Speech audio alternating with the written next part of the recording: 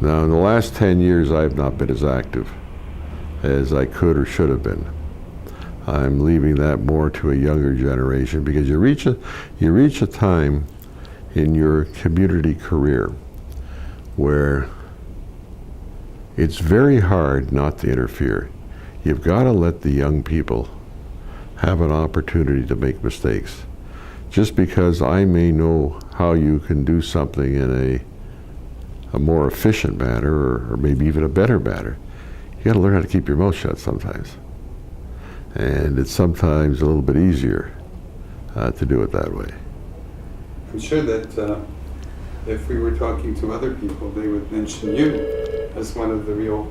Exactly. Can we do something just to get rid of it? Pause. I can pause. Bill Morris, who, and obviously they should mention Bill Morris because you did a lot. What raced through my mind was you started by saying that your parents had very little to do with the community as such, and it was only after you came back from law school that you began to get involved. And why did you get involved? You know what? I don't think I could ever answer that question accurately. It just happened. It just happened. I joined a B'nai B'rith Lodge. We started the bowl, and one thing led to another. I can't, and I was fortunate. I mean, the first important person with whom I became involved was Max Stein, and that's why I have such a warm spot for him. He taught me so much.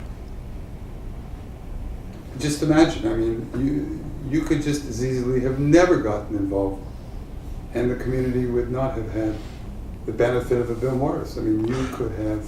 Well, not. That's kind of you. I hope you're right. I think you are, but who knows? Bill, where did you grow up in Hamilton? I grew up on Catherine South, in the heart of Corktown, and I was there until I was about 24 years old. And you didn't know you weren't part of the Jewish community? No. But weren't they all over there? Weren't they? Well, there were a lot there, but I knew the people that were around there. But, you know, my father had a very, very small tire retreading shop. And my late brother Jim and I, my younger brother Neil to a lesser extent, we had to work in the tire shop retreading tires during the summer. And I remember my father used to, we never got paid.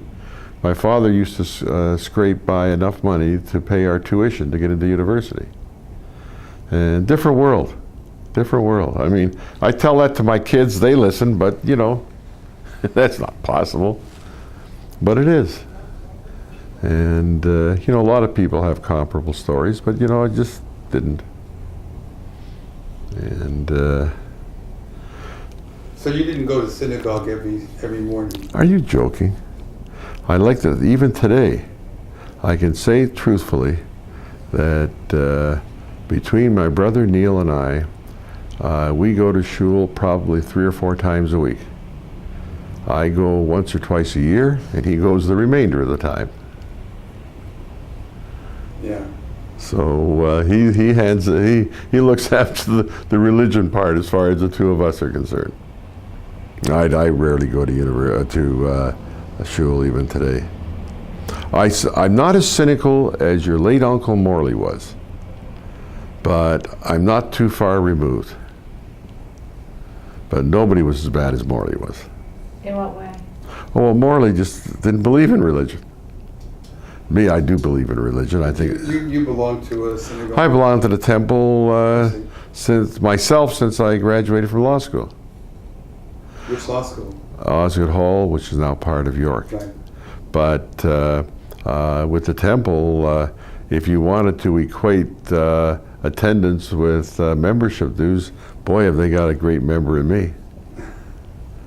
But I'm not proud of what I'm saying. I'm not saying that because, you know, it would be nice if I attended more or participated more, but I don't. And my kids, unfortunately, are more like me because Eva's got the same problems that I have. So you think it was just an accident of fate that you ended up the person you ended up as in terms of community activism? Absolutely. Absolutely.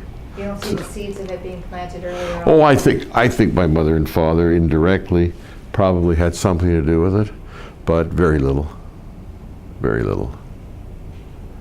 And the proudest accomplishment I have in my career in Jewish communal affairs are the individuals locally that I involved in the Jewish community over the years in leadership posts and have made a strong and large contribution to the Jewish community.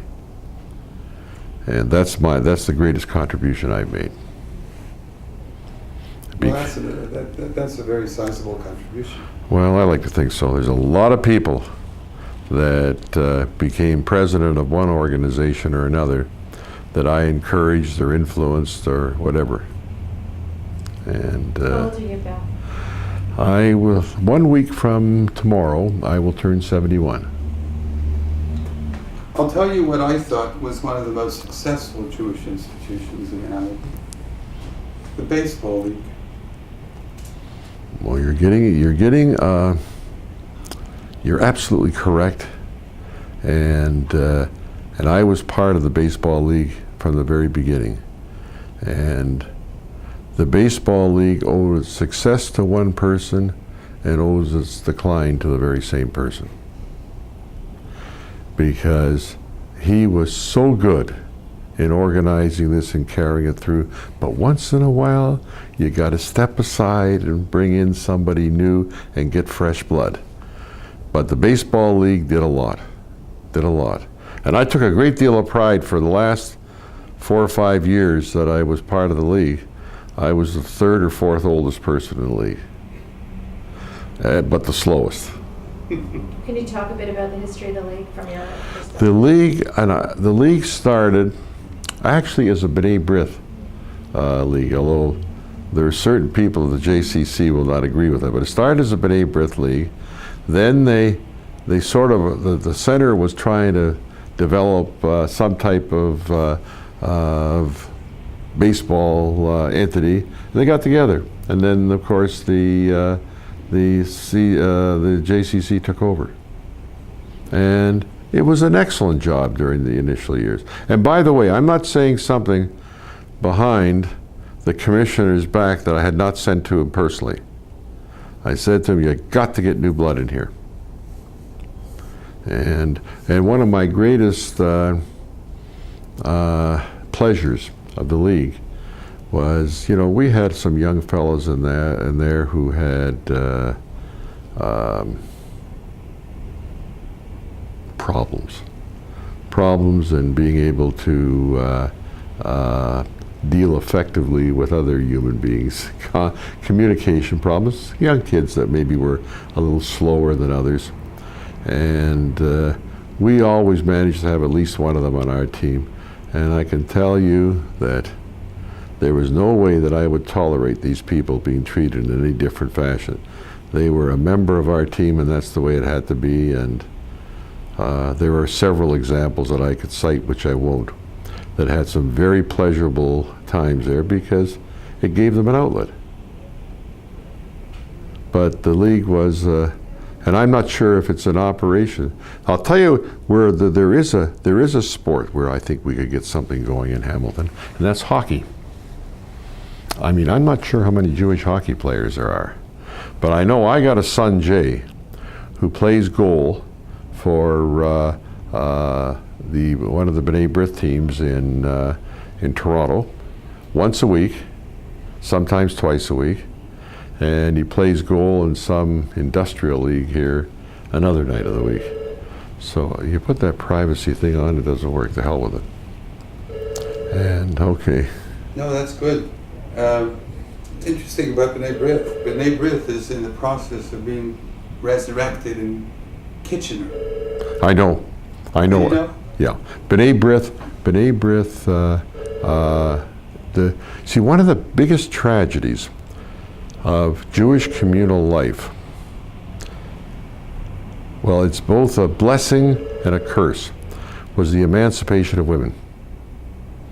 is that as women more and more became part of the working force as business people, professional people, then there was more of a sharing, a jointness between the spouses.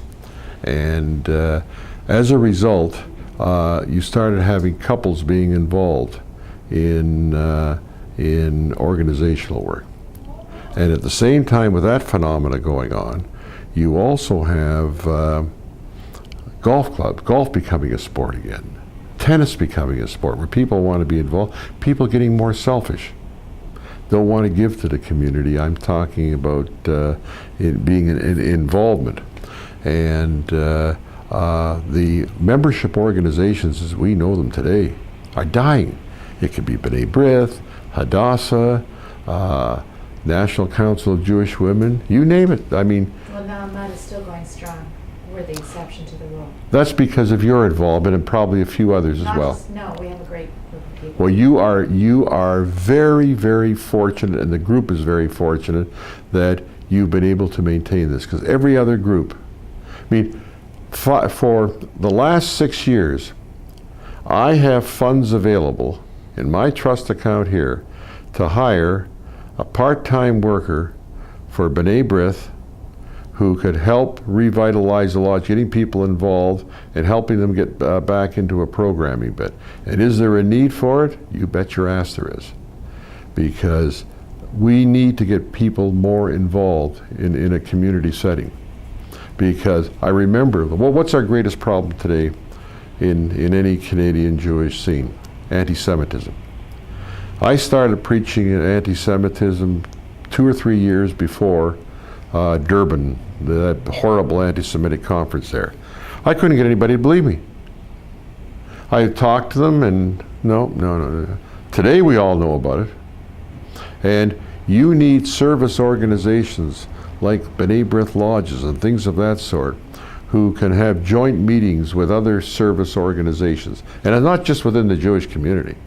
It doesn't matter what it is. I mean, this has hurt us a great deal, the Jewish community. And the Jewish community, by and large, is more prosperous than it used to be. Notwithstanding the fact that we have a lot of poverty, there's still more prosperity within the Jewish community. You ever know a guy in Montreal, Bill Klein? The name is familiar, but I can't put a face to him. I think he was the president of, is there a national B'nai B'rith president? Is there such a position? Yeah, a relative of mine who was very instrumental in B'nai B'rith. When I came here, there was the Viceroy Lodge, And the Hamilton Lodge. and there was another lodge, was there not? There was a Bay City Lodge in Burlington. There were 3 lodges Was way there back. not a Reading Lodge? That's Lord Reading. That's the Viceroy Reading Lodge. Oh, okay. Lord Reading, yeah. Okay, yeah. I remember that. I mean, that lodge today is only in existence for their sports night. And they have a program at the Sand, I think, that still goes on. And that's the only 2 programs. Hamilton Lodge, I don't know what the hell they do besides bowling. And They bowl. yeah, that's They about bowl. it. That's about it. I mean, but we can't reinvent the wheel. And that's the difficulty.